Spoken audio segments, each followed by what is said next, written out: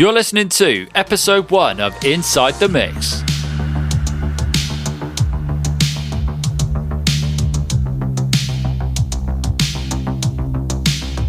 So on today's show, I will be chatting with Zak Vortex, a synth producer hailing from Bristol. We'll be discussing all things nostalgia, creativity, and influence. So without delay, let's dive in. On today's show, I have Zak Vortex. Zak is a synthwave, retrowave producer from Bristol, the southwest, so hailing from the same areas that I do, which is cool. Synthwave music, heavily inspired by 80s nostalgia music and the films of John Hughes, such as The Breakfast Club and 16 Candles. Bristol, Zak. How's Bristol at the moment? Well, obviously, like yourself, in the lockdown, so not seeing a great deal of it, but it's a great city, right? I grew up in Essex, moved to Bristol 4 or 5 years ago. Yep. I absolutely love it. It's got such a vibrant culture, such good music venues. It's just a shame to see them all closed at the moment. But I lived in Bristol a few years back, and I love it as well. I was born in Bristol, and then I moved to Cardiff, but Bristol's great, man. I remember playing gigs at the Fleece. Did you ever go to the Fleece? Yeah. Many gig at the Fleece in front of some interesting crowds, supporting some interesting bands, but always good fun.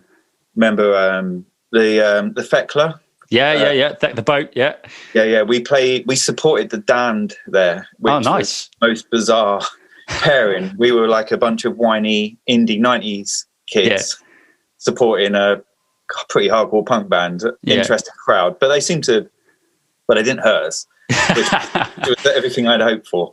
No, the fact is cool, man. What was the last gig I went to watch there? I think I went to watch a metal gig the last time I knew. I think it's just before we went into lockdown last year, but the fact was cool. And the Fleece, that's still going, isn't it? Yeah, love the Fleece. Saw M83 there a little while ago. Space, if you remember your 90s indie, which I do. Space. Yeah. I've been to a few. I think I played the Fleece a few years back. I think it was like an all-day multi-genre event, and we were heavy metal, and I think everybody else was sort of like singer-songwriter, etc. So it was interesting, man. It was interesting. They're always the most fun cards to be on, though, aren't they? Got no business being there. I think we were the band that everybody went to the bar. I think that's probably pretty much what happened when we played.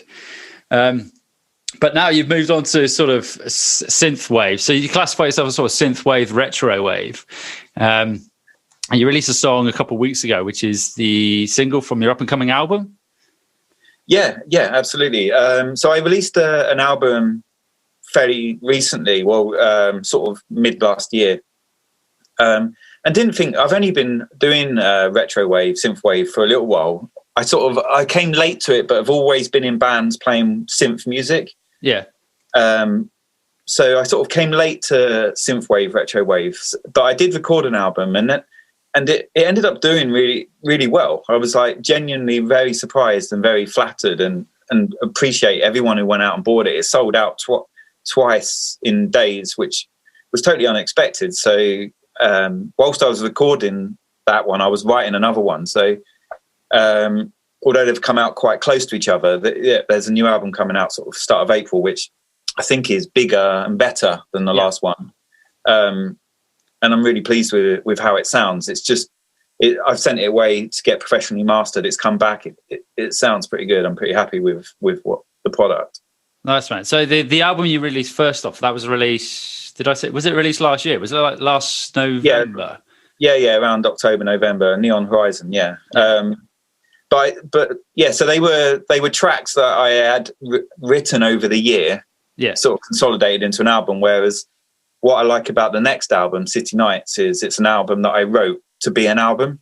Right. So I feel like it feels like when you listen to it, I'm hoping people will find, or at least feel what I feel, which is that it feels like one piece of work that was meant to be in that order, and the way it flows was written in that way. So it's very different to the last one, which I would say was more like a collection of songs that I'd accumulated over a year, whereas this one was written as one piece of music. And I think it shows it sort of blends through both sides of the cassette. So I'm really pleased with how it's come out. All right, so when you released the first album, what sort of process did you go through for the release? Did you release it, or I saw it's on Bandcamp, isn't it? The album. It was all very, very new to me. So I sort of discovered synthwave. I've been playing in bands, as we were just discussing, a lot around Bristol, a lot around the West Country, synth bands, but with heavy guitars.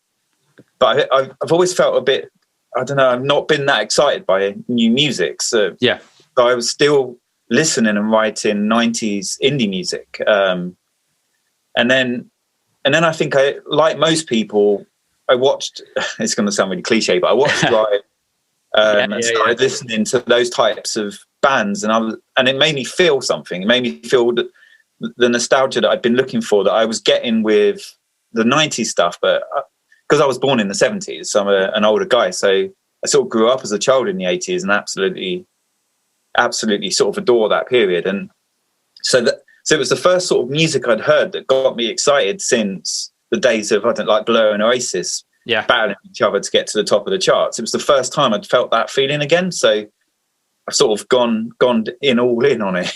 Yeah, 100%, man.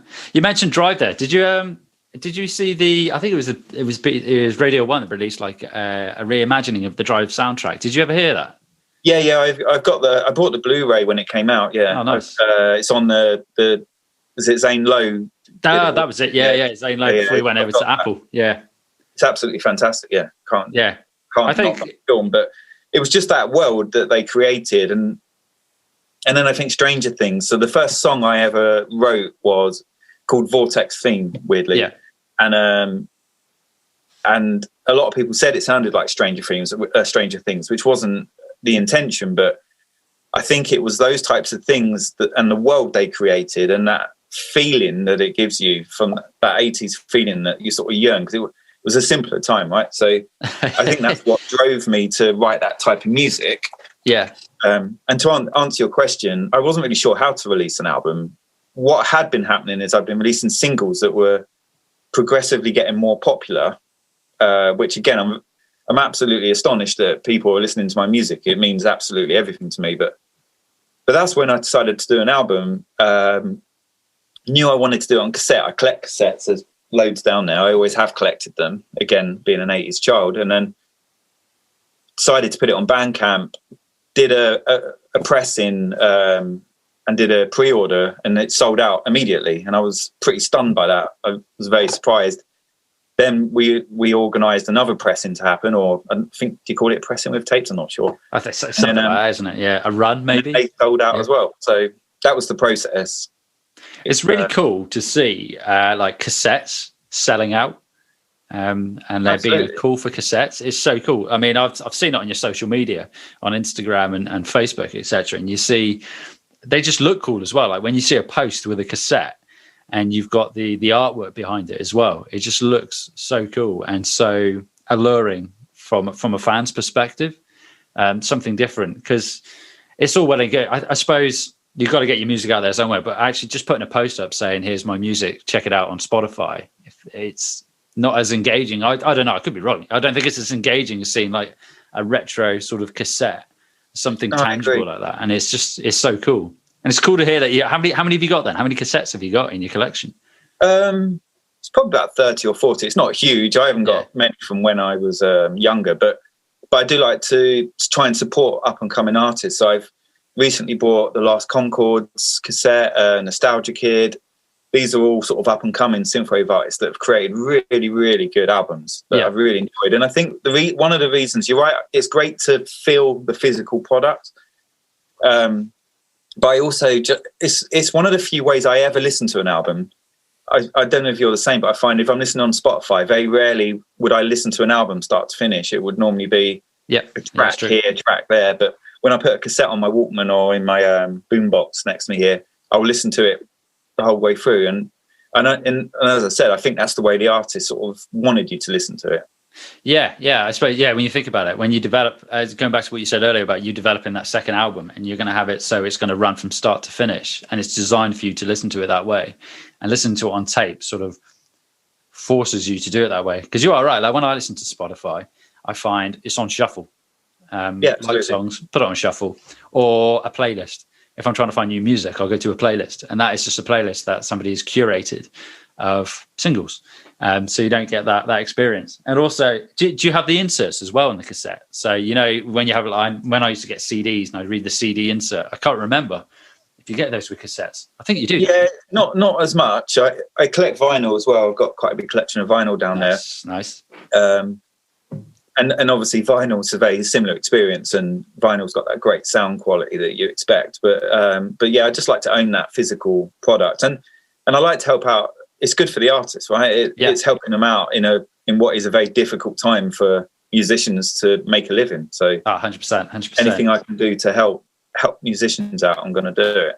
Yeah, that's cool, man. It's something like putting this podcast together is sort of a new venture for me in itself, and it's speaking to sort of independent artists is what I want to do, and just not saying I have a massive reach by any stretch, but being able to just help get the word out there. And also I think as well, just by chatting to other artists and starting that network, because I think like you, I don't know, I came into sort of like the synth, actually creating synth music probably about a year and a half ago, and I hadn't realized that the community that is out there, when you go onto things like Facebook, Instagram, all these other sort of rabbit holes that you can go down, and it's huge. There's so many artists out there in this particular genre, which is really, really cool. But and yeah, you're right. But everyone I've spoken to, and I speak to a lot of people now, everyone's been really friendly. Everyone's been supportive. Yeah. I've not found any issues with people accepting new musicians and accepting new synthwave artists at all so far. Yeah. So I totally agree, man. I totally agree. Because I think in other genres, you get coming from the metal background, you get your gatekeepers, as it were. So there is very much, I suppose, synth music is quite the same, because you've got all the subgenres that lie underneath it. You've got your synth music, and then there's synthwave, retrowave, darkwave, and everything else in between. But it's really cool to not have that sort of gatekeeper experience. Everyone's just really accepting of new artists and willing to offer that feedback and help, and share best practice. Which is really, really cool. Absolutely. I've spent a lot of time on different Reddits or Facebook forums asking for production tips, and everyone's just been so welcoming and helpful, and teaching you how to do this with compression and do this with gated reverb or whatever it might be. But everyone's just happy to help, which is just, as I say, I like the scene as much as I like the music. I like the people. Yeah, 100%, man. So going back to like influences, what you mentioned earlier, you touched on Stranger Things, and I think for me as well, like when I've always been a massive. I was born in the 80s, so I only really experienced. I was young in the 80s, but it's always something that I've been really fond of. Is the look and the feel and the character of the 80s. So when I saw like you, when I saw Stranger Things, it sort of set me off on that pathways to thinking, actually, I want to start creating music. I was kind of inspired by the Duffer Brothers, and it's basically the intro theme for Stranger Things. And I'm thinking, I've been down the heavy metal route. I've done all that. I've been in a band for a number of years, and I thought, actually, I'll just bring it in house and do all the production myself. Where did you what is your production background? Is it sort of like self-taught? How long have you been in the production sort of game? Well, I played, so without giving my age away, I'm in my 40s, and I played my first ever gig when I was 14. I remember it really clearly because we had to lie to get into the venue. Nice. And it was in this pretty rough pub in Clacton-on-Sea. We had a handful of Sex Pistol covers that we'd learned because there's only 3 chords and it was about what we could do, but it didn't matter at the time. It was so much fun. And then I've been in bands pretty much ever since then, up until recently. And then when I was moved to Bristol, I was in a band called The Citizens, and we played a lot around the area, and we did get a small sort of publishing deal when we recorded an album through that. So I wasn't really into production as such. I was a songwriter and a musician. But was really fascinated with the production side of things, and then sort of moved into production from there. Yeah. So like foremost, I would say I'm a guitarist more than I am a producer or a pianist. But yeah, they're all things that I find extremely exciting that I'm trying to learn. The production side of things is just one of them things that I don't think you ever master, right? Like every day I learn something new. I was listening to your stuff earlier, and it sounds absolutely fantastic. And thanks, buddy. And so I don't think you ever master it. I think you always learn, and it's always changing. But that's for me the bit that's exciting. I do try and include guitars into my songs where I can, but they have a real 80s sound to them. I'm pretty particular about making sure the guitars are absolutely swamped with chorus and reverb, and get that sound that I want. So I'd probably describe the new album. What I'd like to think of it is if you sort of took FM 84, Time Cop 1983, and maybe the Midnight, and mixed them all up. That's sort of what I think it sounds like to me. And I'm not trying to. I had this conversation with someone yesterday. I'm not trying to take synthwave in a new direction. I'm not trying to revolutionize anything. I just making music that I like to listen to, and as a result, I hope other people will enjoy listening to what I make. And so far, some people seem to. So I'm really pleased about that. I have to agree. I think you're definitely right. I think making music that you enjoy and you want to listen to, because I think there have been times where I've listened to stuff thinking, actually, I'm going to have a go at making that, but I'll have a go at making it, but it's not necessarily what I want to enjoy making. And sort of like making synth and just playing around with digital synths. Unfortunately, I'm not privy to any sort of analog hardware. One day, hopefully, but just playing around and making those, and then that sound design and something new, and creating something that you enjoy. And like you say, if people enjoy it off the back of that, then fantastic. I think it's definitely the way to go when it comes to creativity. Definitely. And I don't. Yeah, exactly. I totally agree. And I don't have a style for writing songs at all. I watched an interview recently of Noel Gallagher, and he was saying that sometimes some of his best songs are written whilst watching something on TV, strumming his guitar. And so many songs off the last album were written on a guitar whilst doing something else, thinking, oh, that might work as a synth riff, and then working it out on the synth. Yeah. And then other songs start for me from just finding a sound, playing around with presets, messing around with the presets, and then suddenly on Logic Pro, I use Logic Pro, and then thinking, oh, that could work. And then sometimes the song will just build organically from that. So that I don't have, from a sort of creative aspect, I don't really have a way I do it. Every song comes out different. Sometimes I'll sit down and go, I want to write a song in this style, and it happens. And other times nothing comes.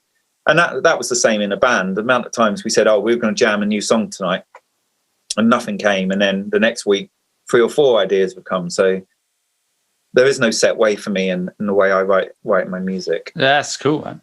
So you mentioned that you use Logic Pro. Have you always used Logic Pro? Have you used any other DAWs at all? No, not at all. No, I've only ever used Logic Pro. I think as I've learned, I feel like fairly comfortable with it. I don't think I'll bother venturing outside of that. They're quite complex things. Yeah, I would agree. I use Logic Pro myself. Previously, when I was recording sort of actual artists, I'd use Pro Tools. But I just find Logic is, in terms of its intuitive, it's intuitive, and it's just easy to use. Like the writing process, isn't it? You can come up with something pretty quick, I find, and the MIDI aspect of it is quite powerful. And now you've got, I think there's the recent update now where you can actually use the clip update, which I haven't properly looked at yet, to be fair. But what I find is with technology, I don't know if you find it as well, there are so many, you got Logic, you got your DAW, and then you've got a wealth of plugins. Like there are plugins everywhere. Do you have like a stock, do you have go-to plugins that you use in your production?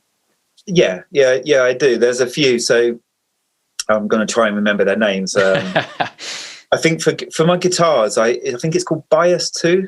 Okay. I think I did that right. I should have made a note of it. That's a fantastic piece of software. what's beautiful about that is it allows people to upload their sound designs, and you can download. So it's been that's an absolutely fantastic piece of VST. I couldn't recommend that enough for anyone who wants to record guitars. Sometimes, as you can see, I've got an orange amp down there. Sometimes I will mic up the amp, but some of these sort of presets that people have uploaded are so good that I will just plug straight into Logic Pro and use that. Yeah. So Bias 2 for guitars, Serum mostly for synths. And then is it Tal as well? I use is that TAL Tal? Yeah, I know the one. Yeah, and I use that as well. I'm not a master of synths. I normally start, like probably a lot of people do, with a preset and then adjust that to work how I want it. On my new album, there's a covers of an Eagles song called Journey of the Sorcerer. Yeah. And that whole idea came from a preset in that TAL, TAL, I think I'm saying it right, that made me just think of that song. Yeah. Which is why I did that cover. So that's sort of my process for picking the sounds and the sort of plugins that I want to use. I'll find something that sounds close to what I had in my mind and then tweak it until it sounds exactly as I imagined it would, if that makes sense. Yeah, it does. Going off on a slight tangent there, you mentioned the Eagles and an Eagles cover. There was I was listening to your tracks on Bandcamp yesterday, and there was another song. Oh, I wish I made a note of it now. I cannot remember it. But at the beginning, it kind of reminded me a bit of, what's the Eagles track? Oh, I can't even remember the name of the Eagles song. That's going to really bug me. Really, really bug me. But it was in the beginning. No, I think it's gone. That's really bugged me now. It's hard. Yeah, and you're probably right. Yeah. That's when my dad was alive, our favourite pastime was sat listening to his LPs, and so I grew up listening to Eagles, Led Zeppelin, Black Sabbath. Yeah. So and it's hard not to take those influences in, but I think it's a good thing to do that. That's why one of the reasons I did an Eagles cover, because they were my dad's favourite band, and I thought I can take the things he influenced me on, and I can put my twist on it. And I'll be honest, the whole reason I do music at all is because he taught me guitar when I was like very young, and it sort of grew from there.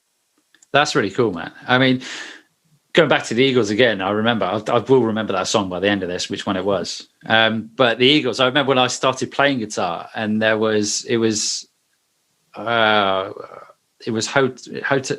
California's the Eagles, isn't it? Yeah, it is. Yeah, it is. Yeah, and it was Hotel California, and I remember listening to that, and it was the harmonized guitar solo at the end, and that's incredible. 100%. And I was like, I want to play that. I want to know how to do that, and that's what got me into playing guitar. And very much like yourself as well, my dad had the Eagles CD, and I remember listening to it. I'm trying to think if I ever mastered it. I got the intro down. But as a guitarist, it was always the way I would think, right, I'm going to learn a whole song. And I'd learn a riff or two. And then I'd just stop, and then I'd move on to another one. What sort of, was it the Eagles that influenced you to play guitar? What other bands got you into playing guitar? I think, so the first concert I think I ever went to was Jethro Tull. Ah, cool. When I was about 6 or 7, maybe. Yeah. And then it was just hard rock concerts. Because my dad was pretty much into sort of hard rock in the day, so I think it was a mixture of all those bands. And then I saw a film called Crossroads that has Ralph Macchio of Karate Kid fame in it. He did another film. I didn't even realise he did another film. If you're into guitar, you should definitely check it out. Okay. It's based on the life of Robert Johnson, who's a famous blues musician. But it ends with a guitar competition, or cutting teeth they call it. Yeah. Ralph Macchio goes against his character, who's played by Steve Vai. And it was that dual guitar that was the thing where I remember saying to my dad, "Oh, Dad, I want to do this." So he said, "Okay, son, I'll get you a guitar." But we were pretty poor growing up where we grew up in Essex, and he bought me an acoustic. And I was like, "That's not quite going to do what I had in mind. I don't think I'm going to play many Steve Vai songs on this." Yeah. But, I think I did the same. I think when I wanted to play guitar, I think I got £30. It might have been for Christmas or a birthday or something. So I went to Argos and I bought a nylon strung acoustic guitar, thinking I was going to play the Eagles. And I think I was self-taught. I was self-taught playing guitar until I was about 20. Then I went into a recording studio, went to record an album, realized my technique was absolutely atrocious. And I just hitting bum notes and stuff all the time. And it made me realize I need to take lessons. So I basically then found a guitar tutor who basically had to reconstruct my technique, which was hard work when you've got all that muscle memory ingrained in you, and then going back to it. But going back to Robert Johnson, you mentioned Robert Johnson. Then is that it? I can vaguely remember the story. Is that he's a blues guitarist? Is that the one where does he sell his soul for the devil? Yeah, that's the legend, isn't it? Yeah. And that's what the film Crossroads is about. It's about I think the concept is there's a missing Robert Johnson song. They go on this mission to find it. Yeah, but it's all about selling your soul to get better at the guitar or whatever it is you want to do. So yeah, that was Robert Johnson. Yeah, and that's basically the plot of the film. I'm still amazed that Ralph Macchio did another film. I'm going to have to look him up on IMDb and see how many he's done. Have you seen going off on total tangent now? Do you follow Karate Kid and Cobra Kai? Have you seen that on Netflix? Yeah. Oh, I love Cobra Kai. Just finished season 3. I won't say anything for any spoilers, but yeah. I couldn't watch that. Me and my eldest, I've got a 16-year-old son. We watched that in 2 nights. Yeah. What, from 1 to 3 or just season 3? Season 3, but we just binged. I think it was 10 episodes in 2 nights. They really captured. They did it really respectfully and really captured the original feel of Karate Kid for me. Yeah, and that feel of that 80s feel. They did that exceptionally well, which makes watching it just a real joy. Because often when you hear about these things, you think, "Oh God, please don't do this." Yeah, it's going to be a disaster. But that couldn't have been better, I don't think. Yeah, I totally agree. But I think I heard a rumor that they were going to do a remake of Top Gun, or it's going to be Top Gun 2. And then I'm a big fan of Top Gun. And I was scared, much like you, my head in my hands thinking, oh, no, don't. Just leave it where it lies. But I think Cobra Kai is fantastic. Yeah, they've done such a service to it. And now when I go back and watch Karate Kid, I watched Karate Kid 1 the other day, and I just watch it with a totally different perspective now. So it's sort of seeing it from Johnny Lawrence's point of view.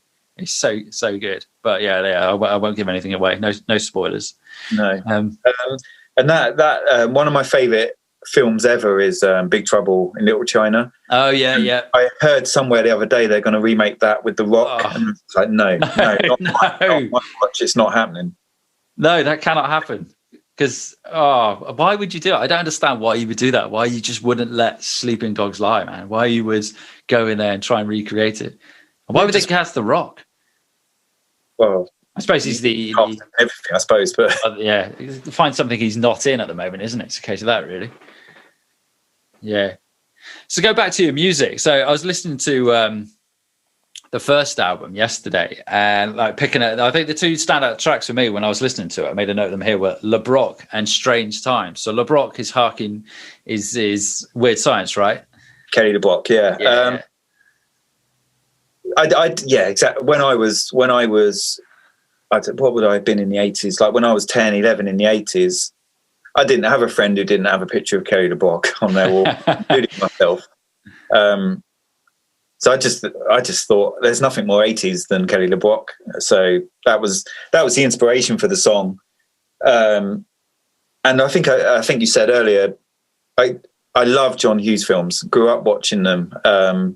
Sort of Weird Science, Pretty in Pink, 16 Candles. These are all my favourite films. So it was easy for me. And I think what I tried to capture with that song, and again, I used a plugin called Super VHS on that, which gives it that cassette sound. Was that for the vocal, for the spoken word? No, it's for the synths. So the synths have a bit of a cassette wave sound to them. That's what this plugin does. And that was done because I just really wanted to create that sort of feeling of watching a VHS tape of something like Weird Science with Kelly LeBrock in it. Yeah. So that was going back to sort of what inspires me to write songs. That was inspired by watching Weird Science, thinking, how could I sort of capture this film, this feeling I get from watching this film in a song? And that's what I tried to do. And that seems to have been well received, that song. People seem to like it. It's been added I think a lot it's of fantastic. playlists. Yeah, I think it's fantastic. So it's a really, really good song. And then Strange Times. Now, if I remember rightly, does that have... There's guitar in that one in particular, isn't there, in Strange Times, if I remember rightly? Yeah. So I think we touched on the guitar at work earlier. So is that you playing all the lead on those tracks? Yeah. So, as I said, originally I'm a guitarist. Started as a punk guitarist. I said to you earlier, we played with the Damned when they toured the UK. So primarily I grew up as a guitarist, so that's sort of where my passion lies, and I want to sort of keep adding that element to my songs, because it just, I think it works if you get the right sound. We talked earlier with that Bias 2 plugin that I use. If I get the right sound, I just think it really works. It really captures that sort of 80s rock sound, and there's probably more in the new album. There's probably more guitar rhythm as well, because mostly on Neon Horizon, the previous album, the guitars were mostly for a short solo in a song. There's more rhythm guitar in the new album, which I think really works with the synths and everything else. So, but cool. That's me playing the guitar. Yeah, that's cool. So you're trying to incorporate more rhythm guitar into it now. Because I've been trying to do that myself in my own productions, and I'm still trying to find that perfect sound for rhythm guitar to sort of blend in with the synths, etc. And it's I don't know. I think a lot of producers, a lot of artists are perfectionists and constantly tweaking sounds, and it's a case of knowing when to stop. But it's cool to hear that you can be bringing in that sort of that crossover into actual rhythm guitar as well. It'd be really, really good to hear. You haven't been tempted to sort of outsource any saxophone or anything like that? I had not on this album. I haven't, but I have a song that I did with a really talented guy, Jamie Leeson, his name is, and he played sax on that, and it came out really, really nice. So it's definitely something I would do again. The saxophone definitely works for that 80s sound. Oh, totally, yeah. There are some synth sax on the new album. I use it sparingly because I don't want to try and pretend it's a real sax, because I think you can tell with brass instruments that it isn't. Yeah. So, but I do use it sparingly, absolutely swamped in reverb again. But yeah, so I have worked with a saxophone player, and it's definitely something I will do again. Yeah. I think for me as well, it's something I'd like to approach at some point. I don't know when I would do it. It's finding a saxophone player as well. I've never been in a situation where I've needed to find one, so I don't know how hard they are to come by. I know, for example, a drummer. Drummers are ridiculously hard to find. Yet I don't know how easy it would be to find a saxophone player. But no, I totally agree. I think it's that sound of the 80s, and you hear it now. I don't know. Do you hear it creeping into modern music? I think it is more and more. Certainly the synth wave and synth music and that synth aesthetic sound is certainly creeping into pop music, particularly the latter end of that last year. Probably more so this year as well. So it'll be interesting to see how that plays out, I think, and the introduction of you're probably right. I'll be honest, I haven't listened to anything new for a very long time. And I think that's why synthwave grabbed me, because I was desperate to find something new.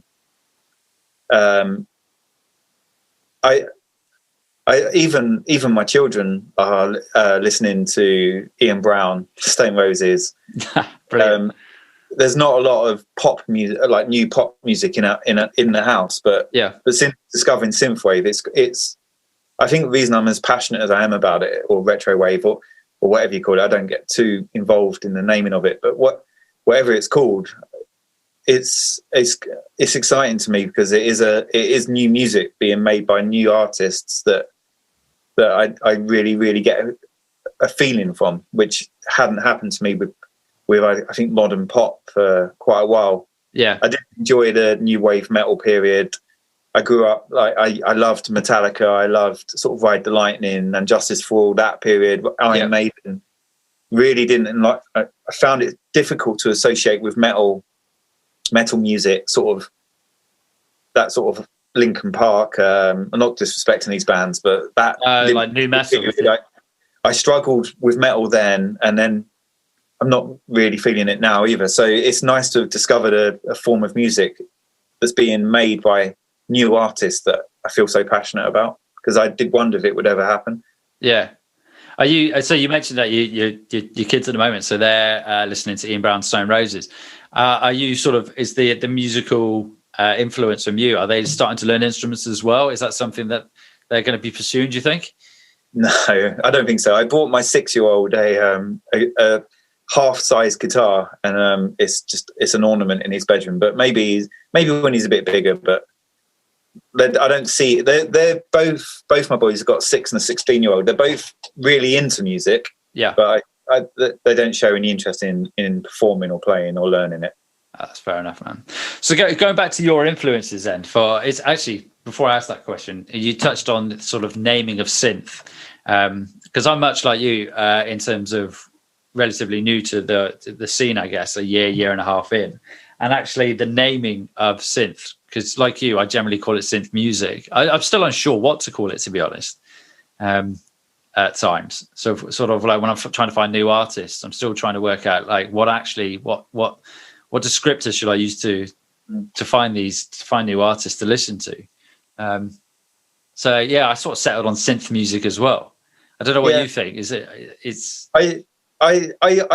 I try not to put it like, I don't know, I try not to put boundaries on it in that sense. I know it sounds a bit pretentious, but I don't set out to say this is going to be a retro wave song or to our point earlier, when I start composing, if that's the term, it's just something that feels right. And if it gives me that sort of 80s nostalgia feel, then that's what I go for. So I don't know. I've never really been too concerned with that synthwave, retro wave, dream wave, chill wave, or however many other waves. But yeah, I like listening to FM 84, Time Cop 1983, as I said earlier. I think I've got dozens of cassettes of bands like that, and I just love that sound. It gives me that feeling, and that's the feeling I want to try and recreate. So I've never tried to work out whether Time Cop 1983 are Dreamwave. I don't think they care, and I don't care. No, I totally agree. Because I as a side venture as well, I'm sort of moving into the mixing and sort of mastering avenue as well, and part of that is especially it's kind of like having. I don't want to be too broad. I want to then focus into a particular direction. So I constantly find myself thinking, what am I gonna? Where am I looking, sort of thing.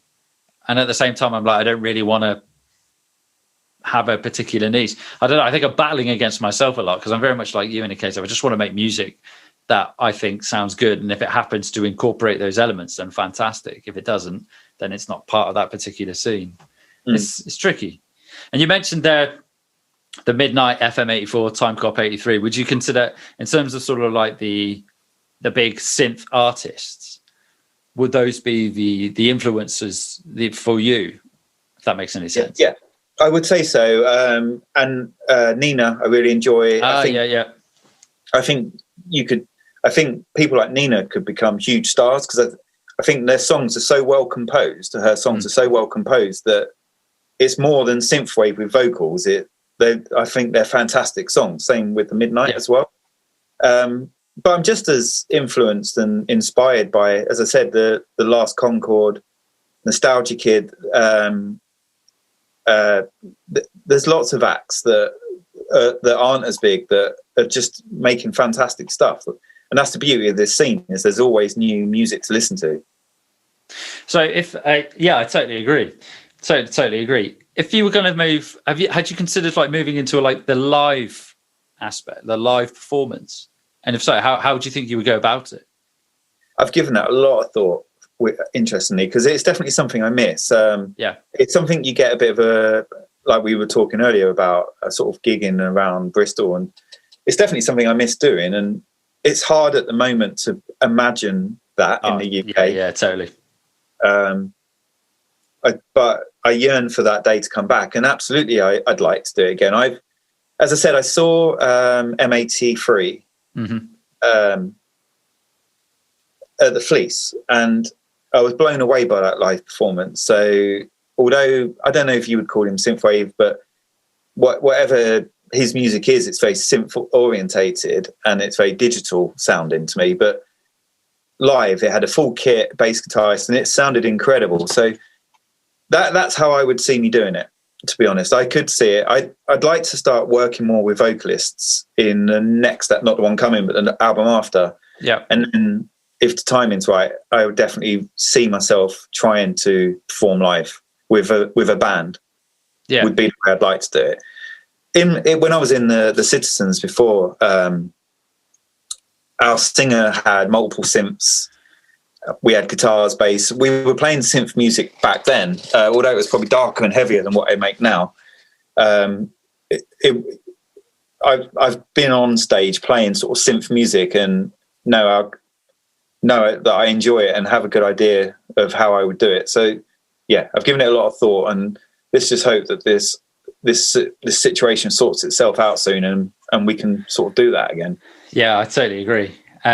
Totally. And also, like, echoing what you said there, I miss the live element of performance as well, and that interaction with the crowd. I think that's probably the main thing I miss from being in a band.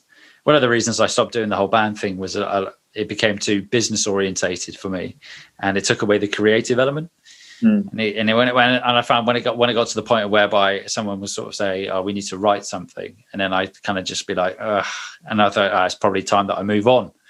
But I do look back with sort of fondness of the live element and performing.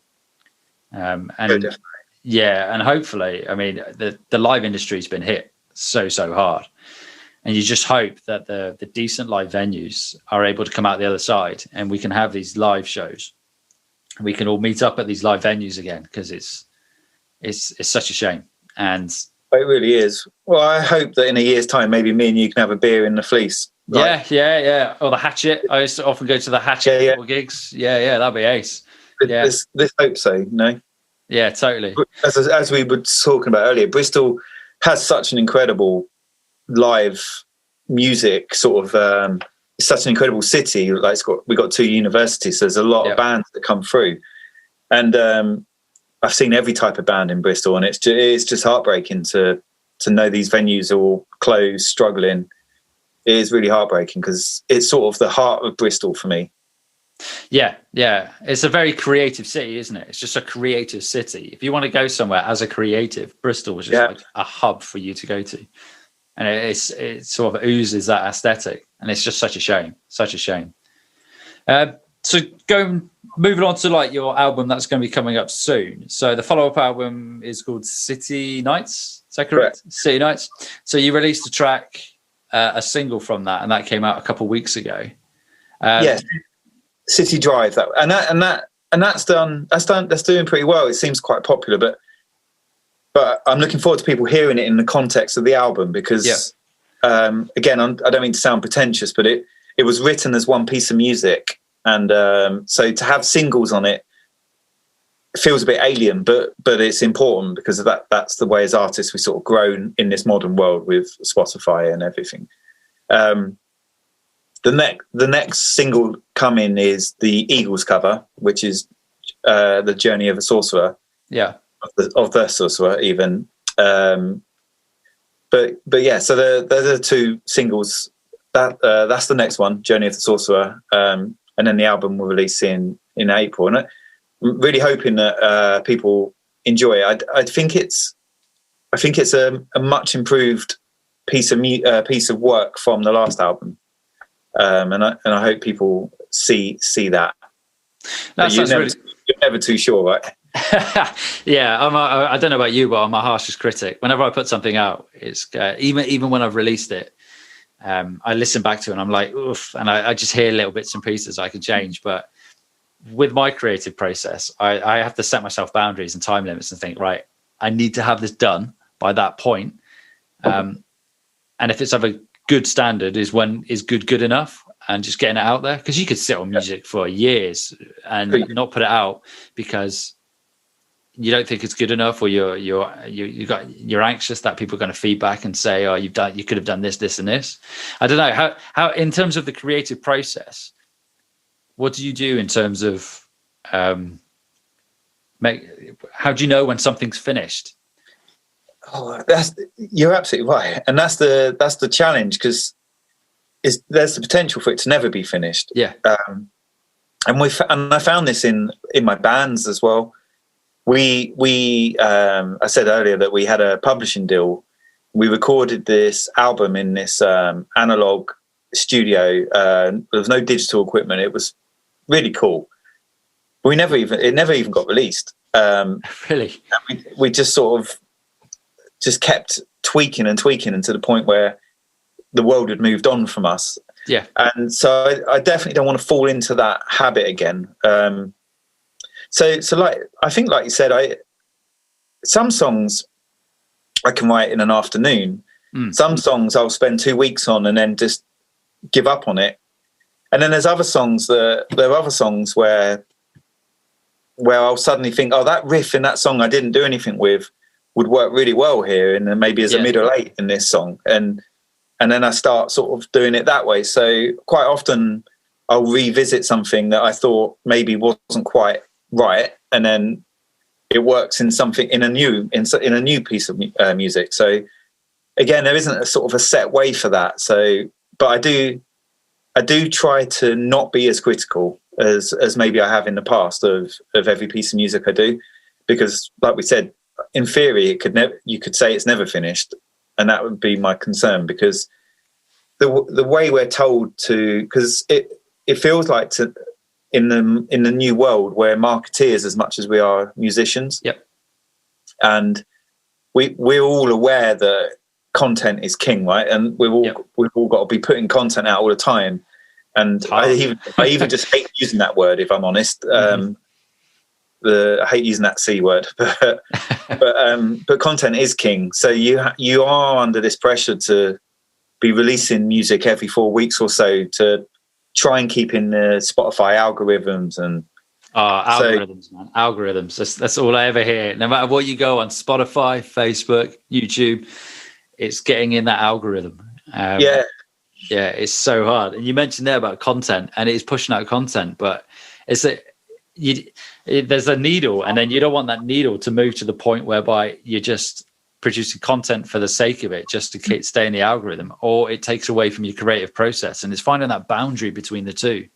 I find it quite difficult. No, absolutely, it is. Yeah. It is difficult, without a doubt. And the marketing part, what I've discovered, if I've discovered anything over so I only started making this music last year. Yeah. And I probably would say I've learned as much about marketing, which I shouldn't really say because my job's in marketing, my day job. Yeah. But I've learned as much about marketing as I have about music production, if I'm honest. Yeah, I totally agree. I moved on and started doing the Profiter Producer course with Brian Hood, and I listen to a podcast quite regularly with Brian Hood and Chris Graham, and it's all about the audio industry and the business side of it, and it's massive. It's huge undertaking, and there are so many facets to it, and it's all about where you can spend your time wisely, and it's particularly now in this day, in the situation we're in at the moment, in the UK, for those not listening in the UK, we're in lockdown at this point. So the only really way we can reach out to people is digitally. And there is so much noise that you have to break through. And it's being able to do that is hard. But on the flip side of that, for example, your first album that you had, the fact that you were able to sell it out on a first album is fantastic. You hope that the second one would then do the same. Well, I hope so, and I think you're absolutely right. But I think if I could give any advice to anyone watching this now, and I've worked with a lot of other artists, and I've helped people with their marketing, is don't try and take any shortcuts with it. don't try and, there is no sort of, I'm not sure what the right term, silver bullet. There's no silver bullet that says that you can't go and buy a placement in a playlist that's going to make you famous. There isn't anything like that. It doesn't exist. You've got to, my advice to anyone watching now will be, just do it slow and steadily. Yep. Keep releasing music you're proud of and market it in a genuine way, which is what I try and do. I try and talk to people as I would talk to anybody. And I think it shows, which is, and it's really good. And that would be my advice to anybody. It's not going to happen overnight. It's got to be done slow and steady. And that's what I would probably, going back to my point earlier, from the marketing perspective, that's probably what I learned the most of in 2020, other than how to teach adjectives to my son, which I was doing last week. But it's that organic growth, and just taking it like one step at a time. You're not gonna release. Well, some people might, but very rarely are you going to release a song and it's just going to take off. Like, it can happen, but it's not common.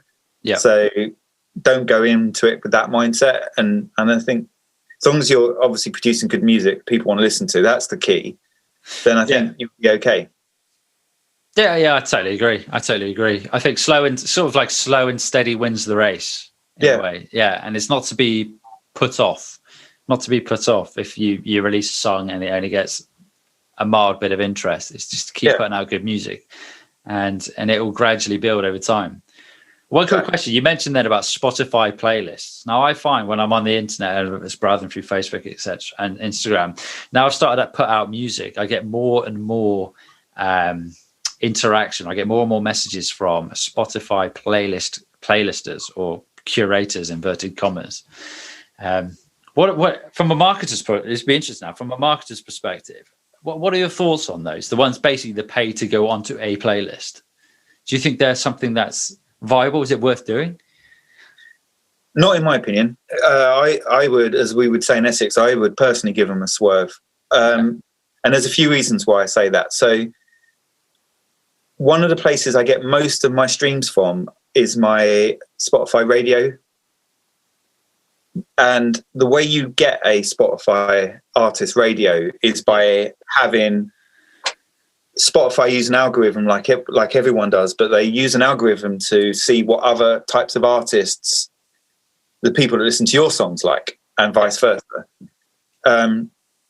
So when you see an artist who's got, I don't know, like 20,000 plays on a song with no radio, it leads you to believe they've probably maybe paid for playlist placement in a genre that's not quite right for their music, and so on. So my advice would be to not go near those types of marketers, because, like I said, there isn't any shortcuts, and I believe it will hurt you in the long run. I don't know if you've heard, but that Spotify have apparently removed nearly 1 million songs at the start of this year. I have. I hadn't heard that they'd done that, but I had heard that artists and songs had been removed for that reason that you just mentioned. I hadn't realised they'd done a massive cull at the beginning of the year. They would, and there are rumours that that's not the last cull they'll do. Really? So, interesting. So my advice would be, so the reason they've done it, because they sent out an email to people, and it is that they believe that people have paid for plays. So that would, going back to my earlier point, that would be my advice 100%, is if you are going to work with a marketing company that guarantee you playlist placing, be 100% sure it's organic and that it's real and that they're not bots, because it will hurt you in the long run. I do. I totally agree. I remember, this is probably about 10 years ago now, when I was in the band, and we had a YouTube channel, and we had an influx of views, and there was a strategic way that you could get an increase in views on YouTube, but it wasn't anything. It's not like now I see it from a marketing perspective, in terms of I can retarget and use that information that I get through Facebook, etc., to then target ads if I need to use them for whatever reason. But way back when, it was a numbers game. And I think a lot of the time you can be, as an artist, a creative in general, not just music, you can focus too much on numbers. you have to have so many followers, you have to have so many likes, you have to have so many plays. And like you said there, I think that can be detrimental in the long run. Because if you're paying for those likes and you're paying for those plays and they're not organic, they're effectively pointless. They're not going to help you in any way, shape or form. In fact, with social media, if you do have those, if you're putting an advert out and you're getting likes from all around the globe, and it's just randomers liking your page for the sake of it, when you do post something, it's not going to go out to the people that you want. It's cutting off your nose to spite your face. And you're exactly right. And those people are also not going to be the ones that will buy your album when you're releasing an album, and they're not going to be anywhere to be seen. So you're exactly right. Yeah. I've just realised now we're almost an hour in, so we'll probably wrap it up in a bit. Next question I was going to ask you is key dates for your releases coming up. What are the key dates? So I'm going to have to try and memorise this. So, Journey of the Sorcerer, which is the Eagles cover, which I hope people like. It's an interesting take on a classic song, and it's also the theme song for Hitchhiker's Guide to the Galaxy, so people might recognise the riff from there. But that is going to be March the 5th. Cool. And my previous album, Neon Horizon, will be on Spotify to stream on February the 5th. Brilliant. And then the album will release on April the 1st. Amazing.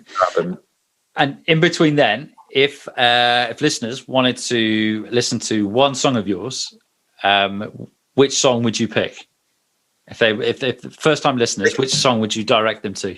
I would probably say Kelly LeBrock, the song you referenced earlier, that or Neon Rain, which is currently on one of Spotify's editorial playlists. I did see that. Yes, congratulations. That's no mean feat to get onto. That's quite difficult to get onto. Yeah, and that's been interesting, that one, because it's been a learning experience, because that's been on 3 times on editorial playlists. Oh, amazing.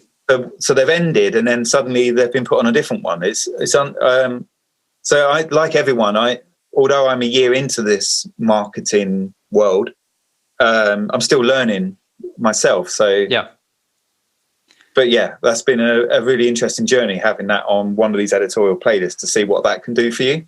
What did you find it helped in terms of your following, your streams? Did you notice? Massively. Did you notice? Massively, yeah. It's been added. That song in itself, Neon Horizon's been added to over 1,000 playlists. So oh wow. So without like this concept of going viral, it's sort of what can happen, right? If enough new people come to your song and it's a good song, and then it just grows exponentially. And that seems to be what's happening with Neon Horizon. And although Kelly LeBrock hasn't been added to an editorial playlist, it's gone much the same way. That's on 900 and something playlists, and which is proof that, for me at least, that you can have a song perform well without the backing of Spotify's editorial playlist. No, that's really good, man. Congratulations. I mean, like you say, being a year in to the actual production side of things and releasing your own music, it's a really good start. And you can only imagine 2021 releasing a new album, it's going to get even better. Thank you. I hope so. And we've all got plenty of time, right? I find that. We went out and did our family exercise earlier today, and that's our sort of day, our time out the house for the day. So I find that I went out for a run. I started running again this year. So I went out yesterday, and then that was it. And I was inside for the rest of the day. And I was just, it's not much more you can do. I long for the day when I can get out and actually do things. It's important though, isn't it? And anyone who's watching as well, it's just as important to look after your mental health as well as your physical health. And it's a difficult time for everyone. I've got a friend in Portugal called Synth Bacon. He's saying that they're in Portugal, they're just going into lockdown now. I've got friends in France who are in a curfew. So certainly around Europe, it's a difficult time for everyone. So this sort of look out for each other. Yeah, totally. You'd like to think if you look back in a year's time, there would be marked improvement. I love that name though, Synth Bacon. That's amazing. I'm going to make a note of that, and I'm going to go check out. It was Portugal, right? Yeah, he's from Portugal. Portugal, Really nice guy. synth. I'm totally going to look. Has he got songs released as well, or she? No, I don't think so. But he's a big synthwave vinyl collector. Oh, okay. I'll go check him out though. That's such a good name. What I'll do is, for those listening, I will drop links in the description for your Instagram. I don't know if you want to shout it out now. Your Instagram handle, if I remember it. I can't remember. If not, that's all right. Yeah, Zak Vortex music. But those 3 words are in it. In some order or another, something like that. Zak Vortex movie. I'll put the handle in the description below, and if you want to check mine out as well, it's at Marc Matthews Producer as well. But yeah, man, thanks for your time today. It's been great actually being able to talk to you. I know we've been chatting for a while via Instagram and email. So yeah, it's really cool. It's great, good fun. Yeah, good luck with the new release as well. I'll keep eyes out for it and I'll repost it and whatnot, and then we'll maybe catch up. I don't know, latter part of the year and have another chat about how it's gone. Yeah, great. Maybe have a beer. Who knows? Yeah. As soon as I'm allowed out of the county of Devon. Yeah, exactly. Which is beautiful, my ad. It is a beautiful county, but I long to leave and go elsewhere. It's my favourite county, but yeah. Yeah. All right, cool, man. That's brilliant. Thanks for your time today, and cool, I'll speak to you soon. Cool. Thank you. Take care. And there we have it. That is the end of episode 1 of Inside the Mix. Thank you for listening, and thank you to Zak Vortex. Keep an eye out for Zak's latest releases. It's sure to be special. If you would like to know more about me as a producer, as a mix and mastering engineer, do head over to www.marcmatthewsproducer.com. That is Marc with a C, the special kind, the best kind, might I add, M-A-R-C. Also, do check me out on Instagram. That's at Marc Matthews Producer, and also on Facebook as well. To round things off nicely, you've been listening to Inside the Mix with me, your host, Marc Matthews. Until next time, thanks for listening.